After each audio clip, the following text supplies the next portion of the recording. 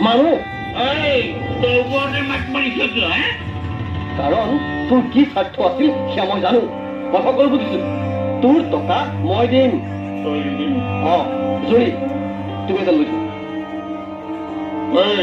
তই যে ওপৰতে মাত মাৰিবলৈ আহিলি দাতা কৰ্ণ হবলৈ আহিলি হে কোন তই অনুমান থাক তোক মই টকা দিম বুলিছো দিম তই এতিয়া যা সঁচা দিবিতো আহা দিম বুলিছো তো সঁচা দিবিতো তই তই গণি দে হয় বেটেৰীত দম দি নকবি মোক দম দি কথা নকবি মই লোকক দম দিয়া মানুহ নিজে দম খোৱা মানুহ নহয় কিন্তু আনে দম দিলে মোক কি হয় গম পাইছনে নাই কি হয়